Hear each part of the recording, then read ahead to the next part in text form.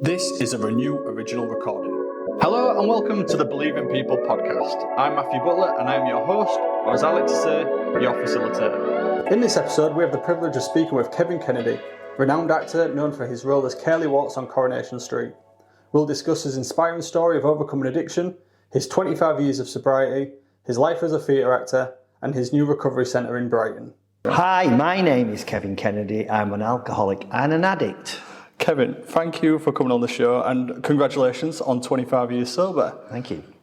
How does that feel? A quarter of a century of recovery? Well, now it feels like I've been clean and sober longer than I was drinking and using, which seems incredible.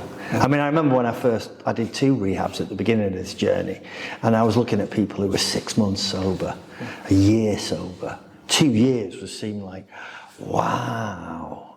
And I really, really wanted to reach that year. That was the one, you know, that I was counting off the months, and now it's just flown by. It's flown. I don't really think about it anymore, to be honest with you. Best bit of advice I ever got, by the way: don't worry about the last drink, or worry about the next one. And that's the way I kind of looked at it, and that stuck with me. You know, it's like if you're in the rooms and a piece of advice comes across, it really sticks with you, and that's what stuck with me. So once I got past that first year, which I thought was tremendous, then to a certain extent the real work began, because the problem with addiction, it's not so much the substance so much, whatever you're using. It's all the stuff around that. That's just a symptom. They call it a disease. Yes. We're dis-ease with everything around us.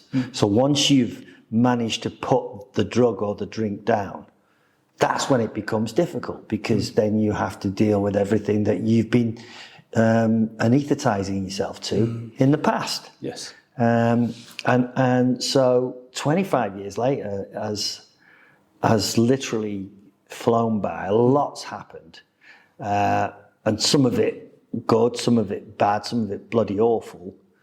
But by the grace of the fellowships and the people around me, I've not picked up or used. Do you still regularly attend meetings or anything? Yeah, I do as much as I can. Yeah, as much as I can, because I'm on the road an awful lot.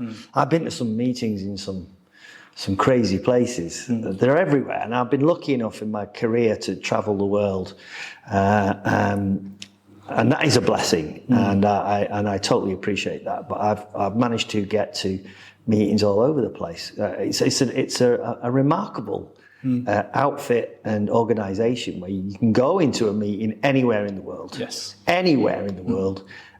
And you'll hear the same words. You'll hear the same despair, the same hope as well. And in this country, there is sufficient meetings everywhere. Yeah. Certainly in Hull, because I looked. Have you been to one since you've been? No, because I got here on Monday and I went to find the Alcoholics Anonymous base to get a meetings list, but there was no one there. Okay. So, but that's by the by. Yeah. No, I've not had a chance to get to one while I've been here, because we've had problems with the theatre. Well, not the theatre, with our production, so I've been in rehearsals. Okay. I will get to one next week. I go as much as I can. How long are you in Hull for? Till Sunday morning. Oh, okay. And then I've got to head off to the next venue. So speaking about how travelled you are, I didn't realise how much you'd actually done. So you're a seasoned performer in the theatre. I've done an awful lot. Yeah. I've got a list here. You toured as the narrator in the Rocky Horror Show. Yeah. I'm a big fan of Rocky Horror. Yeah. You sang in Chicago. Yeah. Played the child catcher in Chitty Chitty Bang Bang. Yeah. Starred as Pop in We Will Rock You. Yeah. And obviously this role that you're doing now, the interesting thing is you're playing the party-loving, drug-addicted club owner. That's great. How's that for someone in recovery to be playing someone who's... I wouldn't recommend it if you were in early recovery. Yeah. I really wouldn't, because it can trigger you. Yes. I mean, I did the Commitments a few years ago, and we had these wonderfully made wooden pints of Guinness. They were wood, right? And they were very heavy. So they had that weight to them on stage. And that was quite triggering because I used to love a Guinness, and especially because it was an Irish piece, and I did a lot, and I've got a lot of Irish heritage. And, standing in a pub there, with the point, thinking about it, Jesus, there it was in front of me. So I had to think about that one. With Dennis, it's a lot different. I don't know whether it's to do with the time that's elapsed or we're just using bottles. We're using a lot of Coke on stage. But I have a lot of fun with that. So to a certain extent, it's I have the fun, but without the consequences on stage. But having said that, once I've left the stage, I have absolutely no desire whatsoever to use or to drink. It's just for that an hour and whatever, 2 hours on stage. That it's part of the show, part of the character, and it's part of the humour of the thing. And it's part of his character that he is off his head all the time, and he makes those decisions that we've all done when we're and they're quite. In a masochistic way, I suppose. I quite enjoy doing that, but then I can just leave it and walk away, and I don't have to deal with it the next day. Of course, So no, I find that quite freeing. I think it's quite a good thing to do. And it doesn't trigger me. This is just me personally. Course, I can't talk for other people, but I quite enjoy it, and then I even enjoy it even more. The fact that once I go through the stage door, then I'm just back to.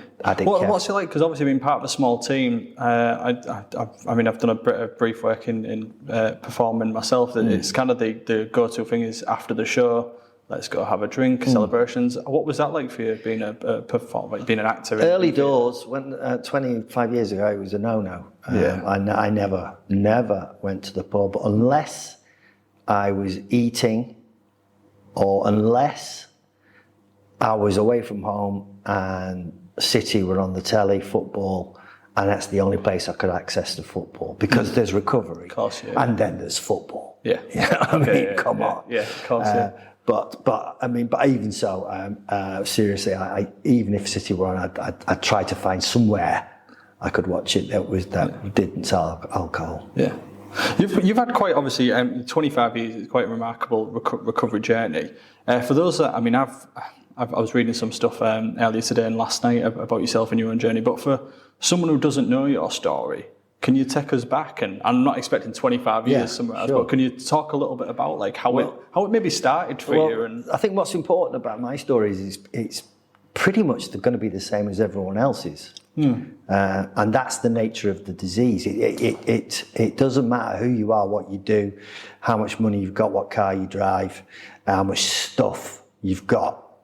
It doesn't matter. I think I was about 38. I'd always been a heavy drinker, always been a sociable drinker. I loved it, come from a big Irish family. Drink was always part and parcel, and it was done successfully. There was, as far as I know, there was no addiction problems within my family. I enjoyed a drink, I loved it. Where I through my drama school years, don't forget this was in the late 70s, early 80s when drinking was pretty prevalent wherever you went, as was drug taking. I just went on the bandwagon. Really, I quite liked it, and being an actor of that time, of that ilk, I quite enjoyed the idea of the romantic idea of being an actor, of drinking and fighting and ruining women as you went along, one step ahead of the law, from town to town, breaking hearts, and I quite enjoyed that romantic idea of the thing. Of course, that's what attracted me. I quite liked the fact that, and I was in the West End before I was in Corrie or anywhere else. And there was a massive drinking culture in the West End. We had drinking clubs then. There was places like McCready's and other places within the West End, which the actors went to after the show. It was the only place that would stay open late for us. And I loved all that, because you get, as a young actor, you go in there and you see all these other actors, famous actors that were in the West End, all enjoying a pint, and none of them had a problem, I hasten to add. But to me, that's what drew the romantic side of my profession, was that they can hold their drink, they can go on and do the perfect Hamlet, they can have a sword fight and the handsome and debonair. I loved all that, and I bought into that. Yeah. And I bought into that and this is important, that I bought into that idea, because later on I will explain why that's important. I continued drinking until I got to about 38, and I'd like to put to bed, it wasn't pressure of being an actor or pressure of being famous or any of that. A lot of people say, I drank because I couldn't cope with there was that, of course, but I cannot put the blame on that of my addiction onto being famous. I drank because I liked it. Yes. I used because I liked it. I just enjoyed the whole thing, and to the point where I couldn't do without it. Sure enough, there were pressures, of course there were, and maybe a small percentage of that was me coping with the pressures of fame and things like that. But what happened to me would have happened anyway, no matter what I was doing. Whether I'd been a postman, if I worked in a shop, or an electrician, or a car mechanic, whatever happened to me was going to happen. The only effect that fame and money and stardom and the rest of it had on me was it speeded up the process, because I had the means. That's what I was going to say. Yeah, you've got the means to. I had the means to do it. I was a lucky boy, I was 38, whatever, 25 million people watching you a week, I was getting good money. I could afford to drink all that I wanted, to use all I wanted, which just speeded up the process, which I'm thankful for, because that process was speeded up. My recovery came quicker. I was going to say, that'll make your recovery come quicker as well. The recovery came quicker. So by 40, I was starting my recovery journey. If I'd have been in another job, if I'd have made it to a later age, which is doubtful, then I would have started my recovery a lot later on. I mean, going to what you were saying then, what you're saying then, the amount of people that was watching, I think you're right. Was it 25 million people tuned in to watch your wedding with Raquel, with Raquel, so with Sarah Lancashire. You was a household name, and to be honest, funny enough, I was thinking about this earlier. I remember in my house in the 90s, we had a Coronation Street mug that had you and Raquel on it. Do you know what I mean? Yeah. So it was just, it's not like that anymore, and it never will be like that. But going with what you're saying there. And going on to the character that you played of Kelly Watts, I've got a quote here where you said you put, "I hid my drinking on set. If I wasn't too shaky, I'd be fine, and I managed a few scenes before lunchtime. Playing Kelly was the perfect job for an addict, because when I was performing, I was someone else, and he was a lovely guy who everyone loved. To be honest, being Kelly, it was a bit of a reprieve from being me." Yeah. Tell me about that then. Well, every addict thinks that of themselves as morally corrupt. They don't think of themselves as someone who's ill. They think there's something wrong with them. I am not a nice man or woman. Nobody knows what I'm really like. I put this persona out of being a nice person, of being a caring person.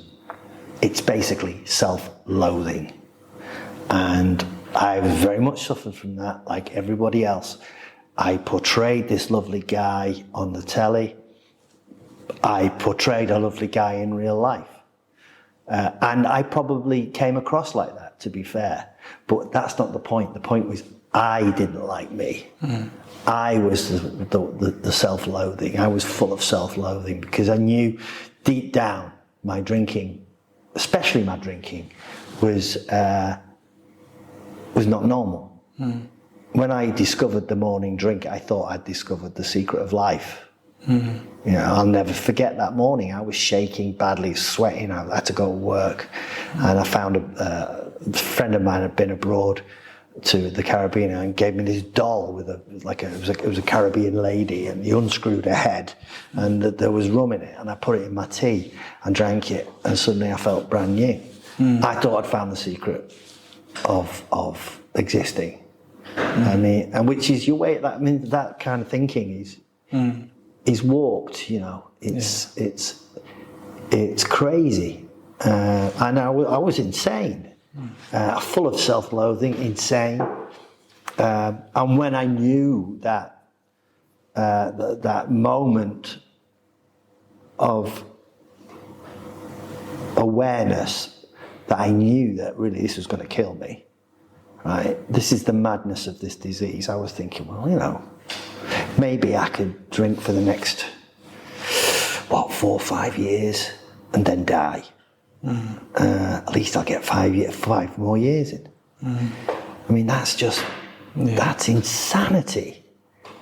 Thinking, you know, well, you know, it becomes a viable proposition that you could die of this disease rather than grasp the nettle and say, right, I've got to do something about it. And that was coming, I was toing and froing for for maybe 1 or 2 years when I knew I was close to the end, one way or the other. That jumping off point, as it's referred to many times, is that you can't live with it, can't live without it. What am I going to do? So that, you know, to go back to your original question, I eventually got to that point round about the age of 38, and that was a battle, you know. I was grieving because I knew I had to give up, and I loved it. Yeah. That was the part that I read, I think it was from your book, where you said you was feeling like this is the end, but then part of you, after being in the Priory, realised actually no, this is the beginning. This goes back to when I say I embraced the idea of being the romantic side of acting, drinking, fighting, breaking hearts, one step ahead of the law. I embraced that. When it came to recovery, not straight away, I hasten to add, I embraced recovery. Because suddenly I realised that all this that was on offer, that I was told, you can do anything. If you give up the drinking and the drugging, and I have to say as well, my drugging was a byproduct of my alcoholism. My alcoholism was my big problem. Well, that was it, because when they first tested your blood, they found cocaine in your system. You wasn't even aware that you'd taken the cocaine. Can't even remember I'd done it. Yeah, during the blackout, I suppose. I love drinking so much that they said, there's a drug you can take that if you take it, you can drink more. Yeah. And that drug was speed. And I thought, oh, wow. Yeah. I mean, before I wasn't that bothered, you know, I used to drink until I fell over. But if there was a drug available, which means you could drink more, I thought that was amazing. So my drug use was secondary. It was another symptom of my alcoholism.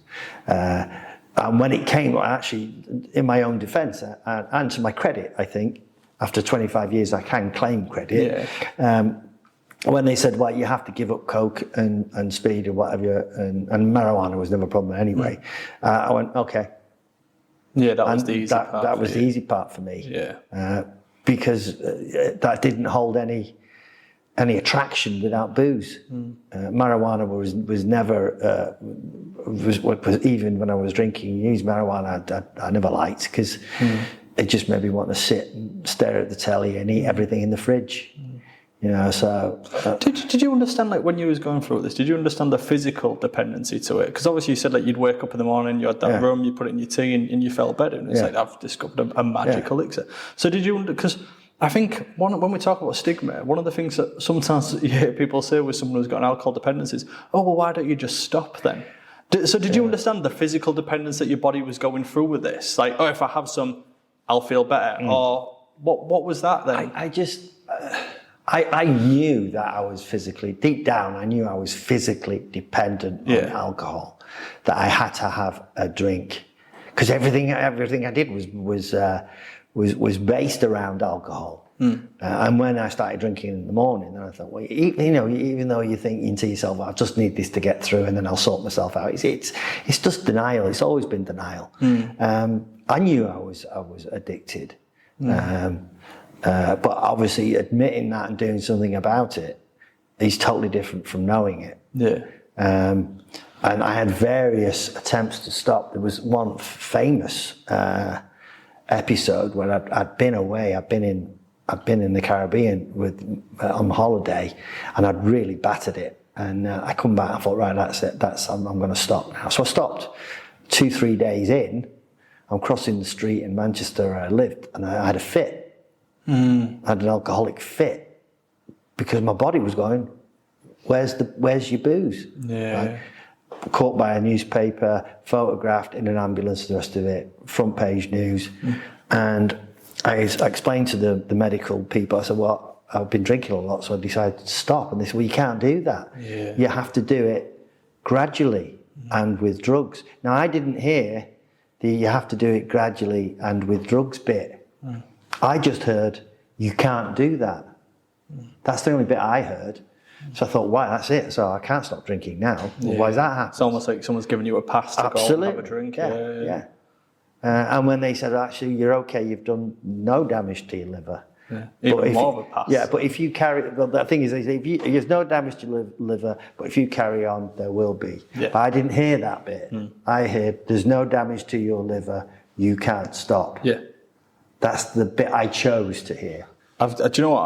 I'm gonna touch on this as well. So I've got another quote here. You've said here, I was beaten. The nurse helped me into bed, and I was in a dreadful state. I knew I'd reached the end one way or another. I just didn't know what the end was.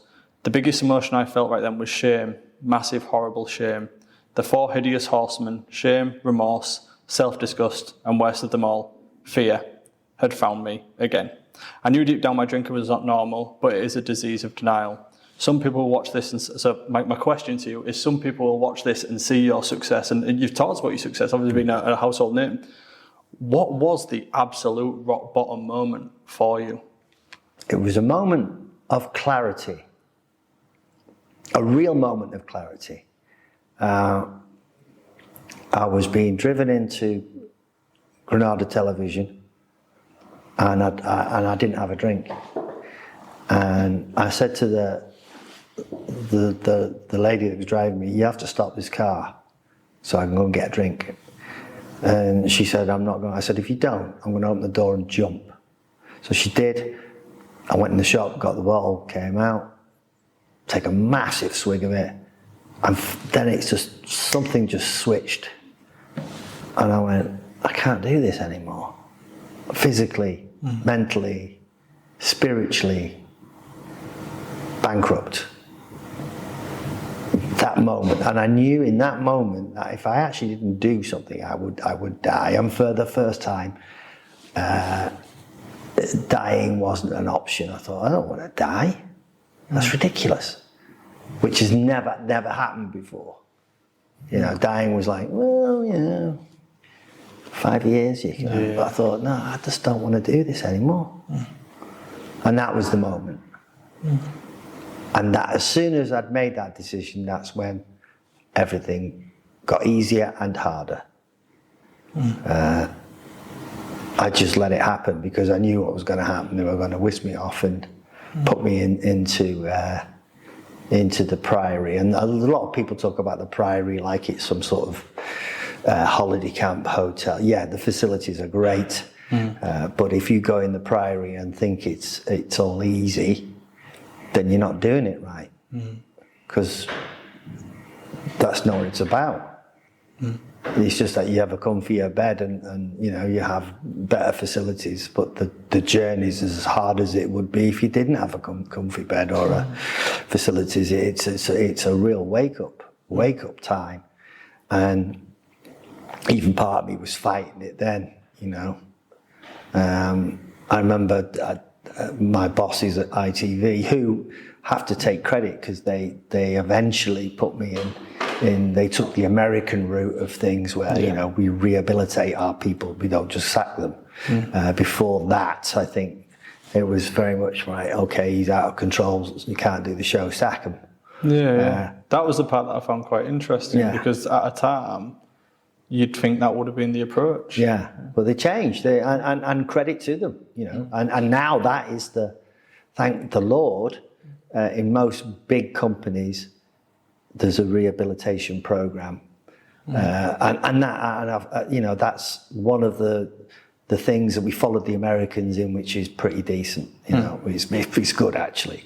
So rather than just get rid of me, they sent me to rehabilitation. So for continued giving yourself 5 years, hearing a doctor tell you stop drinking or die, what was that like? Was that a morbid moment, or was you kind of like, eh? Well, yeah. I mean, as I say, you know, it was a viable proposition until I decided, as I've described, to do something about it. I think it only became a bit morbid. I think then I suddenly realised just how close I could have got. I mean, I didn't weigh much at the time. I'd given up eating. You know, it just got in the way. Yeah.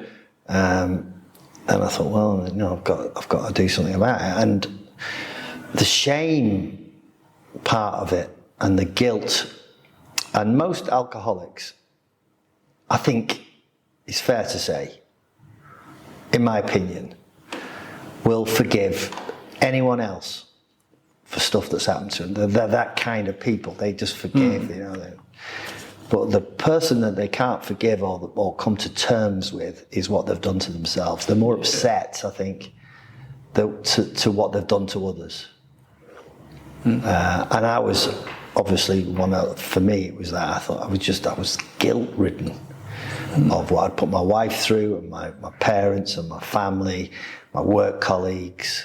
And I've still got that. I still have to deal with that occasionally. I mean, I'll be driving along in the car and a piece of music will come on, or something will come on the telly, like a film that was on or was prevalent when I was using or drinking. And then immediately I'm back in that state of shame. I have to say, 25 years later, this is for me. Of course, yeah. Some people deal with it a lot better, but for me, massive amounts of shame still around that. I have to say, 25 years down the line, that this still happens, but it doesn't last as long. And the periods in between those attacks of shame and guilt get longer and longer.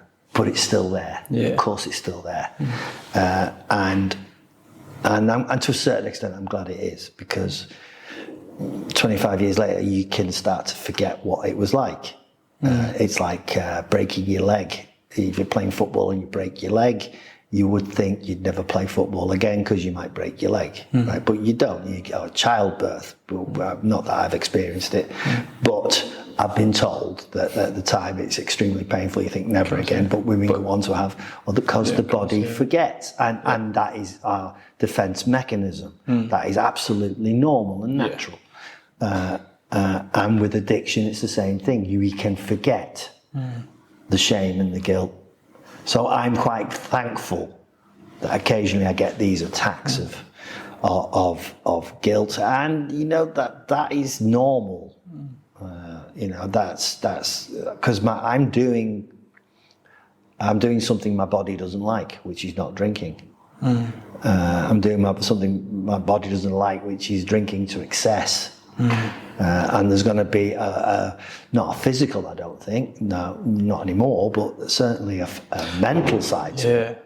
Well, that's the part that I was having this conversation with one of my peer support volunteers yesterday. I follow a lot of social media influencers around, addiction and recovery, and one guy had said that he doesn't consider himself to be in recovery anymore. He considers himself to be recovered, and that's because he'd been, much like yourself, roughly around 25 years sober. What's your take on the whole recovery and recovered? Well, for me, this is for me personally. I'm not recovered. No way.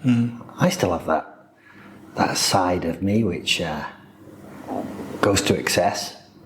I think it's part of my makeup, and I like it. I recognize it. I embrace it. I use it. I use it in my professional life.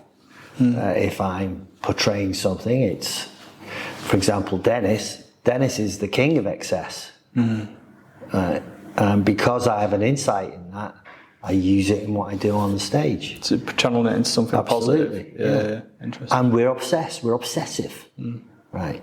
And that is a very powerful, useful tool used in the right way.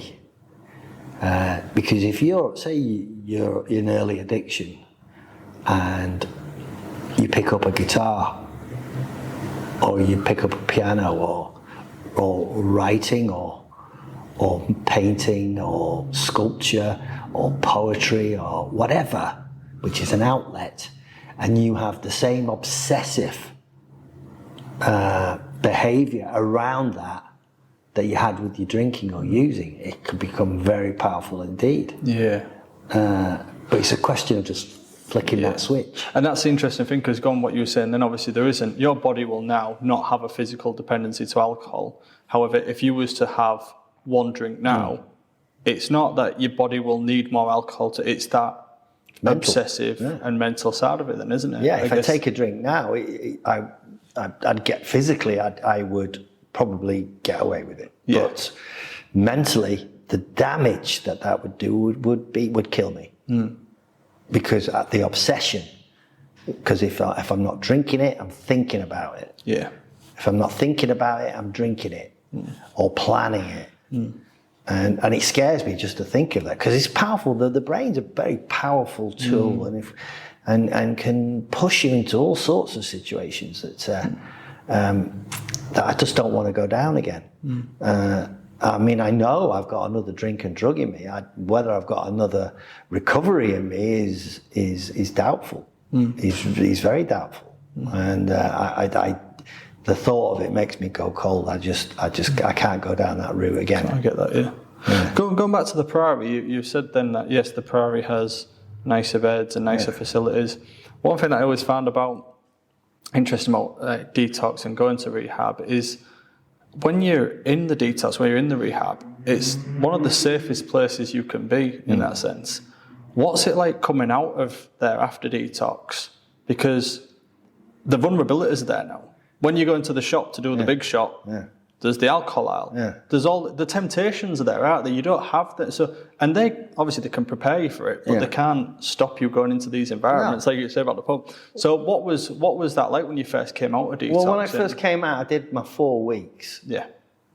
And I was shaky at the end of it. I mean, I battered the meetings. I had a routine. I didn't go to work for 6 months. And I used to do a meeting on the Sunday, Monday, Wednesday, unless City were at home on a midweek match. So I'd go to the match. But I'd do one either on the Tuesday or the Thursday, because I missed the Wednesday. Friday, Sunday again. And I did that for 6 months, solid. Surrounding myself with people who understood, basically. Because most people don't understand, and why should they? No. You know, they don't understand. Well, that's what we're saying then, like the idea of, well, why don't you just stop? No, well, the idea of someone saying, just stop is ludicrous. Exactly, It's a mental disease. It's not a moral failing. No. You know, it's you have to have it. And when I see people on the streets, I know what they're going through. When I try and, I give them money if I can, and people go, "What are you doing that for? They're only going to drink." I go, "Have you ever really wanted a drink? I mean, really wanted a drink. Not, oh, I fancy a pint. I mean, like your whole existence is geared to that next drink, right? That is probably the worst ever. You'd do anything to get that next drink, because, I mean, I remember just the click of the bottle of the vodka top. When I get the vodka bottle and you click. It's funny that I can hear that sound as you said it. I know exactly what. Yeah. As soon as I heard that, I started to feel better. I've not even drank it. But Because you know you're going to get the drink, isn't it? Yeah. And I wouldn't wish that on anyone. I know what that's like, and I know the depravity and the feeling of self-disgust that you are tied to this next drink or drug. Your whole being is dependent on what happens in the next 5 minutes. If someone gives you enough money, that must be hell. Similar sort of thing. We run a needle exchange, and I had a student say to me before, like, doesn't that just encourage them to use drugs if you offer a needle exchange? And what you was just saying then, I was like, no, they're going to use drugs regardless. Yeah. The safest thing we can do is provide them with a clean pin as opposed to a blunt needle or a shared needle. But it's that mentality, as you were saying. And funny enough, along that same line, you see the anxiousness. And then once you give them the bag with the needle in, or once they've got the prescription for the methadone, how calm they come. And it's not because they're rattling, it's because they know if they don't get it, they're going to be rattling. Yeah. And that's kind of fear. it's the addict's mentality, and that goes across alcohol addiction, but to obviously drug addiction as it's well. hard work. I mean, I remember thinking I've got to make sure that I've got enough booze in me to keep everything still and to be able to do my job. And I knew that if I'd gone too far with that, I'm going to become visibly drunk. But if I go too less, then I'm going to have the rattles and the shakes and the fear. So that's a terrifying balancing act. And that was one thing that really always scared me. Have I got enough? Have I got too much? So what was the detox process like for you then, if you had that sort of mentality? What was it like for you personally? Well, when I was actively drinking, I never had that detox. Okay. I just sort of I was a maintenance drinker. I was always keeping it to a certain level. Yeah. I tried to come down, but once you drop below a certain level, you get into physical trouble. So you had to top it back up again, which only adds to the shame and the guilt thing again, because you think, why am I doing this? And you know why, because your body's screaming for it to get yourself on an even keel. And it's a devil's balancing act, which I'm so thankful and grateful I don't have to do that anymore. Yeah. Because it's a terrible way to live. Constantly think, have I had enough? Have I not had enough? Have I had too much? If I've had too much, shall I have some coffee? It's just... How did they do that for you in the Priory then? Because obviously from what I read, you again, going back to it, you went in there in tears. Well, yeah. I knew what was the detox process like within the Priory? Well, once I got into the Priory, of course, the first thing they do is pump you full of drugs to make your the calm down and the detox safe. Yeah. Which is absolutely necessary. And so, although my body was relaxed and almost sleepy, my brain, my head was just racing with the guilt. Yeah. Because you just think the whole world knows now, how am I going to deal with this? Even though inside of me I knew that I'd done the right thing and I was gonna try and get better. But that's scant help when you're wrapped up in the guilt and the shame of this disease, because it's very powerful. And thoughts, they didn't for me, fortunately, but I understand when people take their lives, which is absolutely tragic because of the guilt. And a lot of this happens in early recovery because they're desperate. Yeah. Yeah. And it's just nothing more sad. Yeah. One of my, again, I try to give it context, I managed a lot of the people that have gone through recovery and then want to peer support other people in recovery. And somebody said to me once, I I said, how's it going for you? And he said, I feel naked. He said, I feel like everybody's looking at me. He said, weirdly enough, more people would have been looking at me when I was under the influence down the street causing mayhem. He said, now, he said, I'm walking around normal. And he said, but I just feel naked and I feel really vulnerable. Absolutely. Can you relate to that? Absolutely. To go back to your original question, what it was like when I came out. I battered the meetings and I did what I was told, but I still, I still carried the guilt. I still felt as though everyone was looking at me. Which they might have, I suppose, with celebrity status, it's for different reasons, this is how mad I was. When I first went to meetings, I think during my stay in the Priory, because meetings are compulsory, I remember saying things like, well, I'm only here because I'm being watched. That's how crazy I was. You're a really nice person and I hope you get well. All the people here are lovely and I hope they all get well, but, I'm only here because I'm being watched, which is bullshit, although maybe I was. And for once, the fame thing helped because that's what kept me going. And if it keeps you going, it's a blessing. So I thought, I'll do these meetings because I'm big. And it's ego. Of course, Massive ego. Even that, and that's the one of the biggest things about this disease. You have the biggest ego on the outside. On the inside, you think you're the worst piece of shit that ever walked the earth. So my ego was going, I've got to keep going to these meetings. And I hated it at first. So anyone who's watching or listening to this, who's just going on this journey of going to meetings, believe me, you won't like it. I didn't like it. I don't think anyone likes it. And I sat there and I was thinking, and they're lovely people. As I said, these are really nice people. I didn't listen. I just went there because I knew I had to go. But eventually, almost by a series of osmosis, the recovery message started to drop, and I was in this horrible scout hut, stank of pee. There was canoes on the ceiling, and I didn't like the room, because I was very important. I had a tan and everything. You know what I mean? Why am I in this room? I've got a tan. Got a tan? And but I've got to be here because I'm being watched. Well, what I found interesting. But eventually, go on. But eventually, I loved that room. Right. I loved that room. And I couldn't wait to get in it.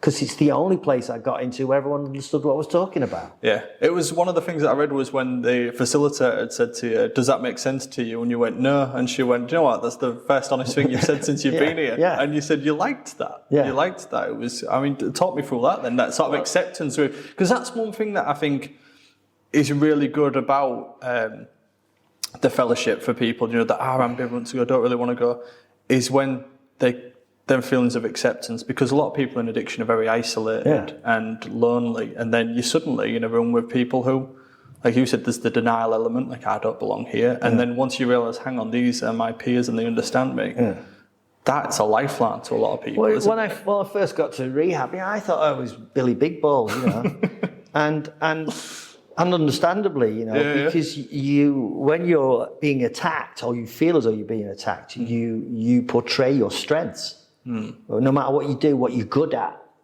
So I knew I was a good actor, and because I had the laurels and the people watching me.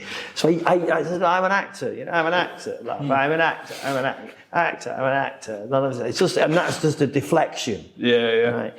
And I hated the woman that was talking to me. She's now one of my favourite people in the world. But I'm an actor. I was full of shit. I don't know if we can say shit. To be fair, you can curse all you want, don't worry. I was full of shit. Right. But I had to be. Because that was my defence. I am an actor. I'm very famous. I'm very important. Right. And I don't take any criticism. Yes, I'm an alcoholic and a drug addict, but I'm an actor, and you can't tell me what to do. Right? That's what it was. Kind of keeping everybody at arm's length sort of thing. That was my defence. Until one day, the lady was explaining something to me, and it was another moment of clarity when she says, "Do you understand that?" And I went, "I've got no idea what you're talking about." And she said, "That's the most honest thing you've said since you've been here." And I wasn't offended by that. I went, "She's right." And then suddenly, things started to click into place. The walls start coming down a little bit. I started actually listening to what was being said to me. Yeah. I've never met a stupid addict. I've met unfortunate addicts. I've met people that have damaged themselves so much that now they've got problems. I've never met a stupid addict, because the level of organisation that goes into being an addict is immense. Some of the most intelligent people I think I've ever met have been in addiction. Remembering what lie goes where, who you told what to, and all that. Yeah. That's piecing it all together. Yeah. That's heavy duty stuff. So I did get it on a. This is the interesting thing. I got it on an intellectual level, right? You carry this on, you're going to die. I understood that. Of course, yeah. Right. Up it. I get that, right? What I couldn't get it on was an emotional level. I didn't understand that on an emotional level. Yeah. And that took time for that to get in. And that's when things started to change, as soon as I got honest. And being honest, again, if you're listening or watching this, being honest is the key. Mostly with yourself. Yeah. You know, you've got to be honest. And it's difficult because we've told so many lies. Half-truths, outright lies, half-truths, white lies, black lies, whatever. You've got to get honest, and you've got to get honest with yourself. Yeah. Did you get a sponsor? Does the Priory assign you a sponsor? They don't assign you one. They recommend, like the rooms of AA, which again I have to say, for me, if I couldn't have done this without the rooms of AA or CA or any of the fellowships. They're there to be used, and I used them to the full extent for the first year, and I still do. That is vital, because for two reasons: you're going to get the best advice in there because these people have been there, right? And two, it's free. It's free. All you've got to do is go. It's free. Love it. Brilliant. Thank you. See, well, when I told you about I embraced the idea of being a lunatic and everything, I thought it was quite romantic. I embraced recovery, right? I grabbed it with both hands, and I wanted it all, right? I wanted it all because I was looking at the people around me in the AA rooms, and they're all laughing. And believe me, the rooms of AA can be the most hysterical, funny places I've ever been in with the stories, because there's tragedy, there's comedy, right? It's that close. So someone could be telling you the most tragic story, but it's hilarious. Because when you think, it's like a sitcom, when you think nothing worse could happen to this person, it happens. And the nature of human beings is to laugh. We laugh when someone slips on a banana skin. It's funny. It hurts you. It could break something, but it's funny. Yeah. Right? Can't help it. That's what recovery is like. And recovery is not all ginger beer and Jesus. Right? It's not.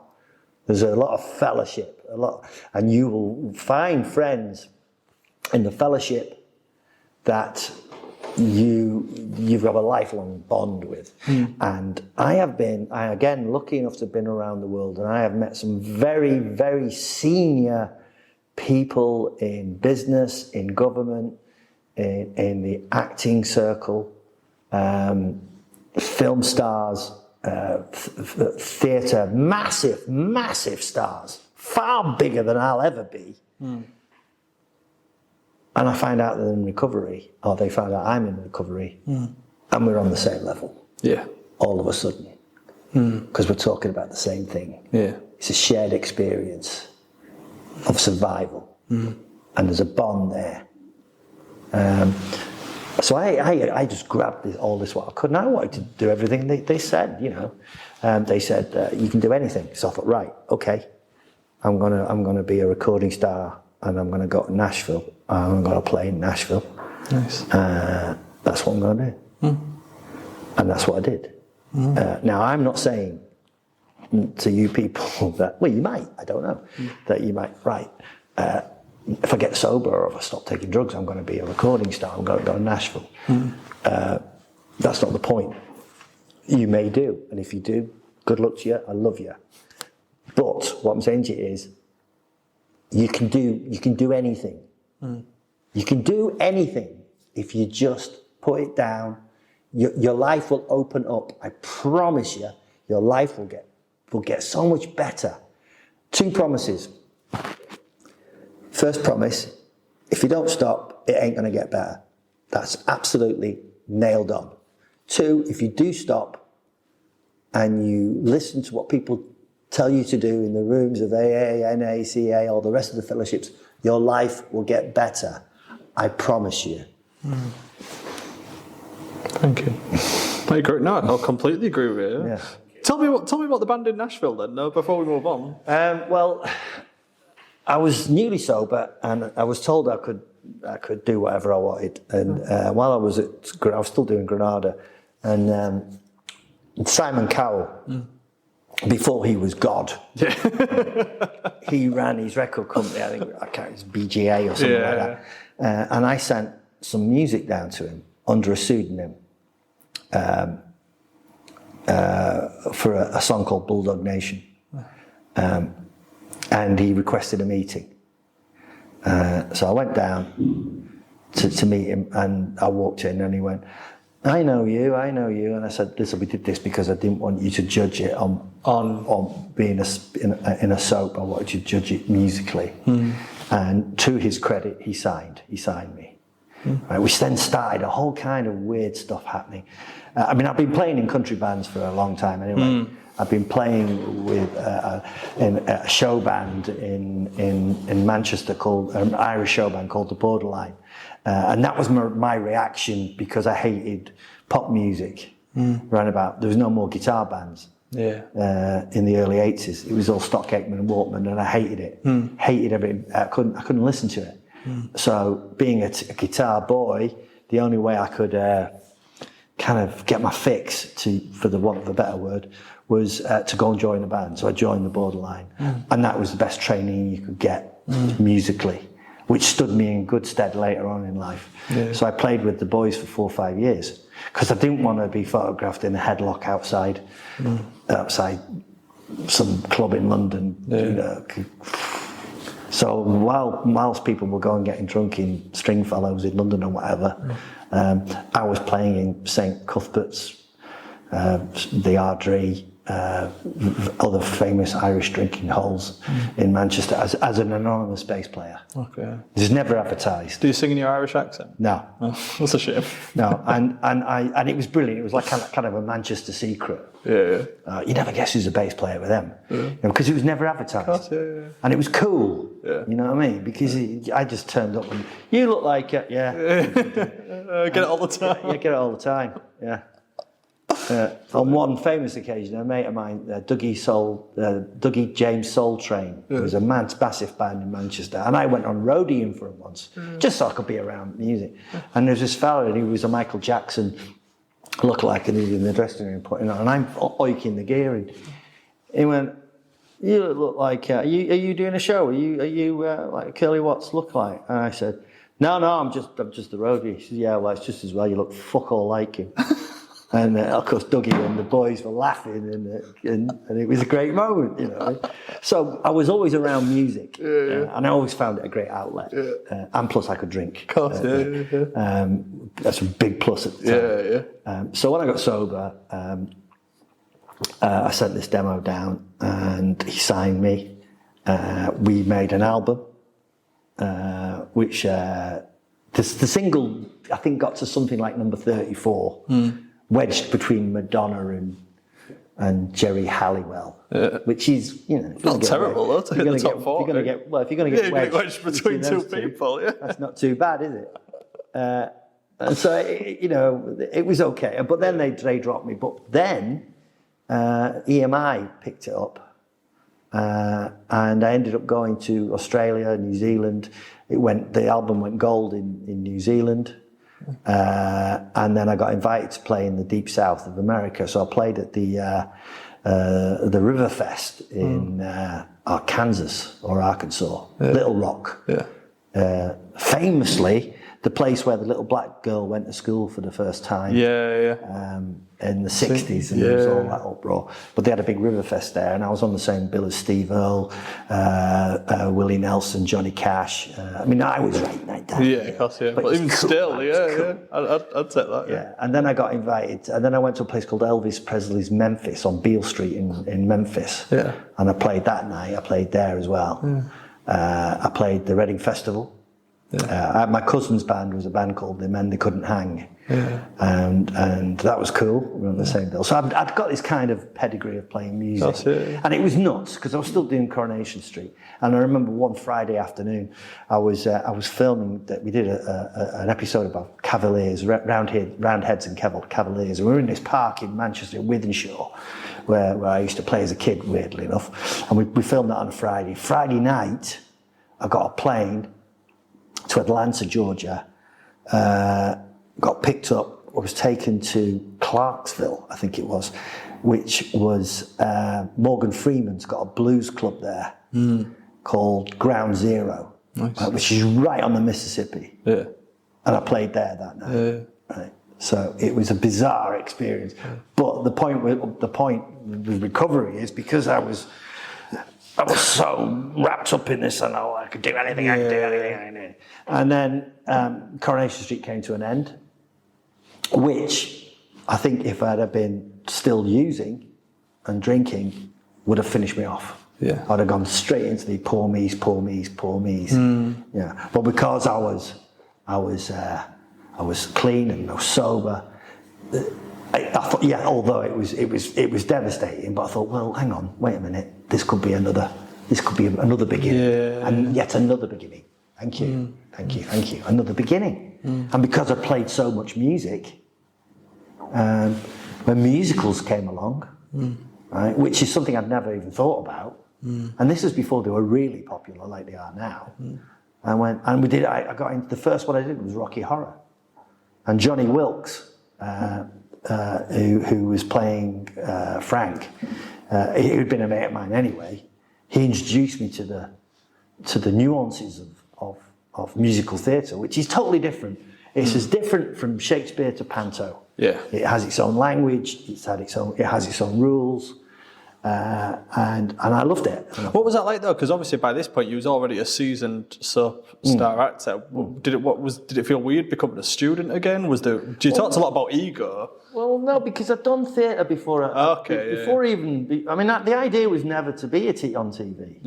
I was trained in theatre, and I'd done the West End, and I'd done tours, and I'd done the odd show here and there, and Shakespeare's and what have you, before I even got to Corrie. So for me, it was just like going home. Yes, I know what you mean. It was a new It was a new discipline. But because I had this, I could do this. All I've got to do is not drink. That's all I've got to do. And I embraced it. I didn't do it well sometimes.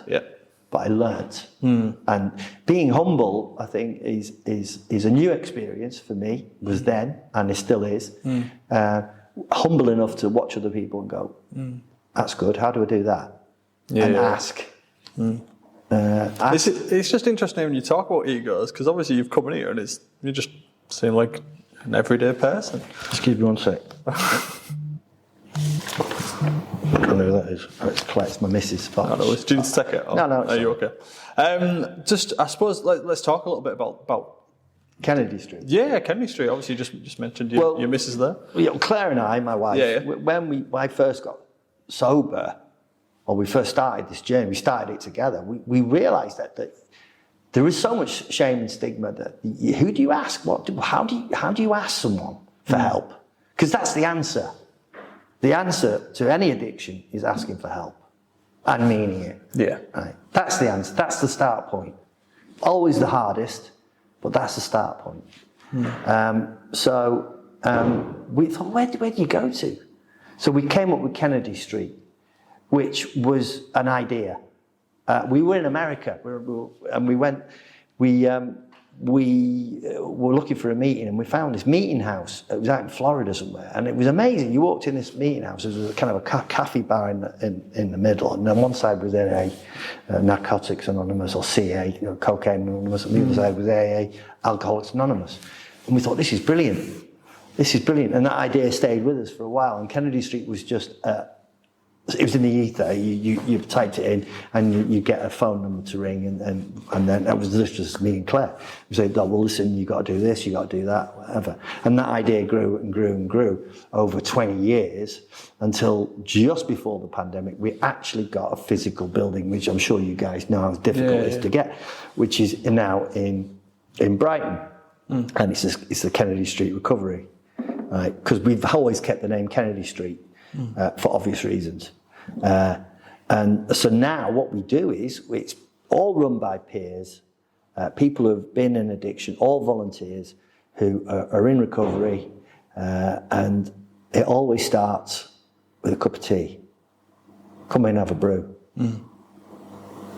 No judgment. It's a safe place. It's not a hospital. It's not a police station. It's not affiliated with anyone. Just come in and have a cup of tea. And you can come in and have a cup of tea, be honest with us, and we'll say, okay, well, these are your options. We always go for the free option because we know money's tight, Of course, or just unavailable, or just not possible. We can send you here, we can send you there, we can give you the address. And it's a hands-up place, it's not a hands-out place. Right? If you come with your hand out wanting stuff, unless you're in recovery, then you're not going to get it. You go, look, I've got a problem.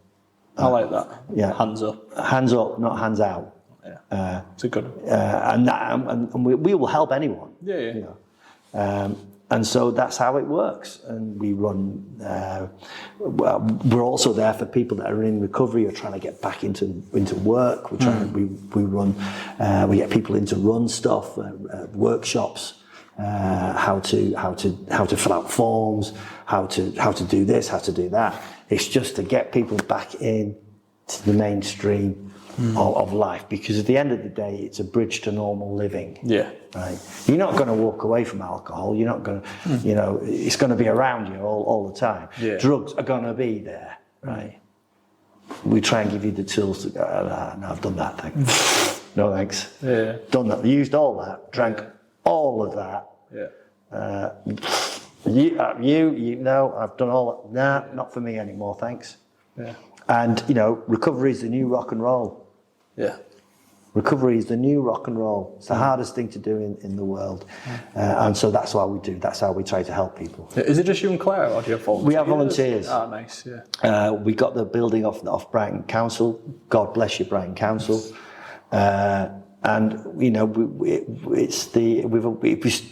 not even had it a year yet, and so we're just learning. We're getting on our feet. We take a lot of advice from other organisations. We will be into your ribs for ideas and more than welcome to how we do, because it's everything that comes with addiction. Like you said, there's one thing to come and say, look, I've got a problem with alcohol, I've got a problem with drugs, but as you've said, then there's employment, there's mental health, there's all this stuff that comes into it, isn't it? It's I suppose the infrastructure needed to run something like that. Well, that's it. Could be quite big, but bring it down to its basic value is, I need help and I'm willing to give you help. That is it. That is the two things you need. I need help. I am willing to do anything. That's it. That's it, yeah. That is it. And then you go, okay, we need you to go to a meeting tonight. Now. Having that commitment to be able to do that as well. Yeah. What advice would you give to people, perhaps with a hidden addiction or something that they're worried about keeping from their family? I know you've said about, getting to a meeting. Well, if you don't want your family to know about your addiction, and I totally understand this, whether it be gambling, especially gambling, that's why they're called anonymous. No one is gonna grass you up. No one is gonna break your anonymity. Apart from, I can't even say it. Never mind grass you up. Go along. Ask for help. and you will get it. Yeah. But once you've started that journey, then it's up to you. You've got to do it. And it's not easy. No. It's not easy. Believe me, if it was easy, everyone would be doing it. Yeah. But it's not. And what you've got to remember is addicts, whether you're a gambler, drug addict, alcoholic, we're special people. We should be dead so many times over. But we're not. We're not dead because we're hard to kill. We're survivors. Go and get some help, because believe me, your life will get better. Brilliant. Thank you, Kevin. I've got a series of questions that I ask all our guests. It's irrelevant to everything that we've spoken about so far, but it's just a nice way to end the podcast. So they're going to come out of left field a little bit here. But my first question is, what is your favourite word? Bollocks. What's your least favourite word? Tax. Tell me something that excites you. Oh, so many. New strings. Nice. New strings on a guitar excite me. Tell me something that doesn't excite you. Old strings. Waiting. Yeah, fair enough. Understandable. What sound or noise do you love? I like to hear my children laughing. That's nice. I like that one. Yeah. Tell me a sound or noise that you hate. The phones in hotels. Because it always... So specific. Yeah, because it always reminds me of... Where are you? Fear. Yeah. I get that. Yeah. What's your favourite curse? What's your favourite curse word? Not bollocks, something else. You got a different one. I like how earlier he was asking, can I swear on this? And now I'm asking, what's your favourite curse word? Fuck. Yeah. Because that just covers everything. It does, yeah. Fuck off, it's fucked. The context is infinite, isn't it, for the word fuck? If you wasn't an actor, what profession would you like to attempt? I think I'd be a muso, or I'd be a musician. Oh, yeah. Or Okay. I'd be some kind of historian. Oh, historian, where's that come from? I've always liked history. Yeah. It fascinates me. I like it. Yeah. What profession would you not like to do? Dentist. Dentist. I don't fancy that. No. Is it correct that you were in a band with members of the Smiths? I was. Yeah. When I was 14, I was with Johnny Marr. Again, we were only 14, and I didn't put that much credence on it until I read Johnny's book. Okay. And he puts a lot of importance on it, so I thought, okay. Yeah, so that was, again, 14. Yeah. So yeah, I was, yeah. Oh, nice. You see, this isn't a question we ask everybody. That one's tailored to you. Yeah. One more tailored to you. You're a big Man City fan. Yeah. Are we watching the greatest team ever to be assembled in England right now? And what are your predictions for the final? I can't watch it because I'm on stage. Luckily, the crew were great, and the best crew in the world give me updates as they come off. Nice. But if the opposition have scored, they don't tell me, because they'll go on to the next scene like, but if City have scored, they tell me. I go on like, hey! Yeah. The final, I think we're on a week's break, so I'll catch the final. Nice. The FA Cup final, we're going to be in Belgium at the time with this, so that's going to be tricky. I'm not sure unless it's on a Sunday. I don't know when it is, do you? I don't know when It's it normally is. on a Sunday, isn't it? It's normally on a Sunday. And then lastly, if heaven exists, what would you like to hear God say when you arrive at the pearly gates? Well, firstly, heaven does exist, as does God. But it's all in here. He'll probably say, you again, you mithering bastard. More? Every day you're asking for something. Brilliant. And that's it. Thank you very much. You've been an absolute pleasure. Thank you. And if you enjoyed this episode of the Believe in People podcast, don't forget to check out our other episodes and hit that subscribe button. Follow us on Facebook, Twitter, Instagram and TikTok. Our name is CGL Hull. That's CGLHULL. We're on iTunes, Spotify, Amazon and Google Music. So please like and subscribe to receive regular updates. You can also search for Believe in People podcast on your favourite listening device, and if you could leave us a review, that will really help us with getting our message out there and rising up the daily podcast charts.